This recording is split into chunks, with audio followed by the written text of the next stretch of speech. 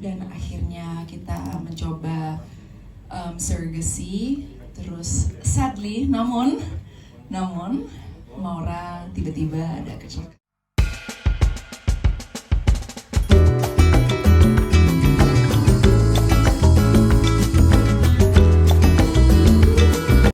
Ngaku-ngakunya sih main di series ini ya. Tapi kita lihat kok nggak ada tadi ya, bohong ya? Guanya nggak ada ya? Yakin lo main di series ini? Sebenarnya Vio doang guanya. Oh. Ntar ada animasi kartun gitu, nah itu gua. Aduh, Anggika kali yang di filmnya ada, di seriesnya ada nih. Jadi yang seperti kalian lihat, ini seriesnya menceritakan tentang surrogacy, persahabatan, kekeluargaan. Banyak sih yang bisa diambil dari film ini dan berkisah juga tentang 3 atau beberapa orang, apalagi 3 orang inilah, Ella, Maura, dan Joe. Kita bersahabat dan Ella adalah seorang single mother yang membantu sahabatnya Maura yang tidak bisa punya anak, dan akhirnya kita mencoba surrogacy. Terus sadly, namun Maura tiba-tiba ada kecelakaan begitu. Seterusnya nonton episode berikutnya. Nah, tonton jangan lupa ya. Tapi Anggika satu-satunya orang yang ikutan di filmnya sama di seriesnya. Enggak dong, ada Oma juga. Iya, oke. Di skripnya gitu ya. Sama Oke. anak aku nih satu. Oke. Tapi bedanya jauh nggak sih antara film sama seriesnya? Menurut aku sih series ini lebih mendalami dan lebih bisa dilihat backgroundnya.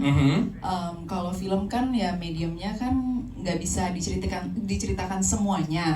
Jadi semua kebolongan dan yang hal-hal yang dipertanyakan mungkin di series ini bisa menjawab itu.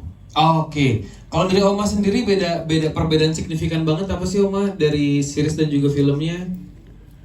Saya kira tidak terlalu banyak berbeda. Yang pastinya memang seperti apa yang tadi Anggika ceritakan, bisa lebih detail kalau series ya. Kalau film kan memang durasinya lebih pendek. Ya. Kalau series kan kita bisa lebih banyak yang bisa dieksplor lah untuk semuanya. Oke. Berarti secara overall nggak terlalu banyak perbedaan Oma ya. Tapi lebih detail aja ya kalau di series karena panjang. Betul. Oke. Buat saya Abraham. Bagaimana ya saya mempersiapkan diri untuk menampilkan konflik internal band yang terjepit antara cinta dan persahabatan? Oke, jujur gue sebagai saya Abraham, gue nggak pernah ngerasain sih jadinya kayak band. Jadi ya paling yang gue lakukan adalah pastinya baca skrip ya berulang-ulang. Terus sempat discuss juga sama Pak Monty dan Pak Konde, itu director kita. Dan ya akhirnya Pak Monty dan Pak Konde ngarahin kayak lo tuh mendingan ngambilnya kesini aja gini bla bla bla bla bla. Terus akhirnya tukar pikiran, baru kayak oh oke Pak, ternyata band kayak gitu ya gitu. Baru tahu akhirnya ya udah ngikutin instruksinya mereka aja sih. Oke, tapi sebelumnya band tuh karakternya gimana sih? Sebenarnya band itu karakternya adalah ini tadi belum ada nih. Jadi gua kasih tahu dulu. Iya, nggak apa-apa. Iya. Tapi yakin ada kok gua. Iya. Maura, apa sih susahnya Maura?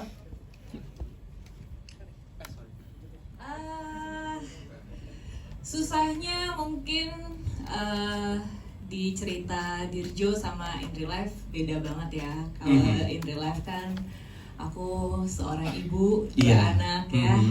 Kalau di cerita aku susah sekali punya anak. Disitulah aku gimana caranya bisa merasakan, duh kenapa susah banget sih punya anak gitu. Sampai pengen minjem rahim segala itu kayak wow, pikirannya jauh sekali gitu kan. Jadi kayak gimana caranya bisa seperti yang dirasain gitu di cerita situ. Tapi susah nggak? Susah-susah gampang. Karena kebetulan ini juga proyek pertama aku kan, ini juga series pertama aku juga. Oh wow. Dapatnya ceritanya langsung seperti ini, jadi ya kayak surprise.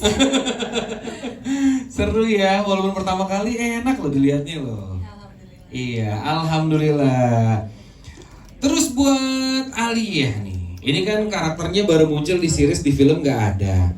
yang paling menantang dan yang Ini masalah memang keluarga ya. Jadi bagaimana kedekatan omanya, eyangnya ini dengan cucunya.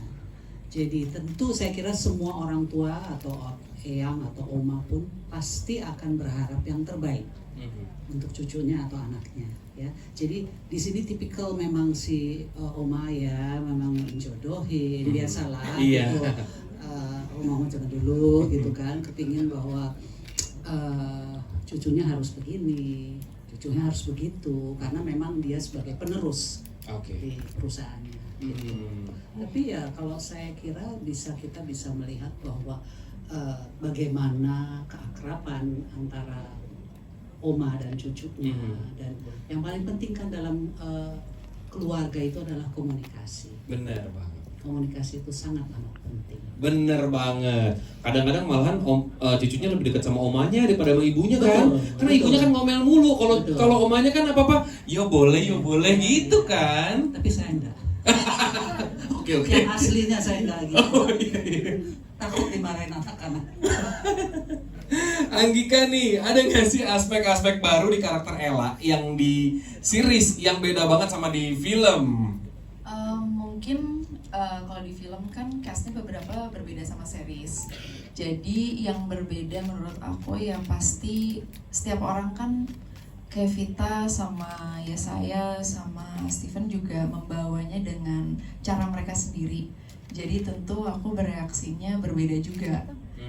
Tapi other than that sih kayaknya enggak, karena yang aku coba keep adalah Ella adalah wanita yang hebat, yang baik, yang bisa dibilang merepresent wanita-wanita yang di luar sana menjadi single mother, menjadi seorang ibu, menjadi wanita independen, itu adalah Ella.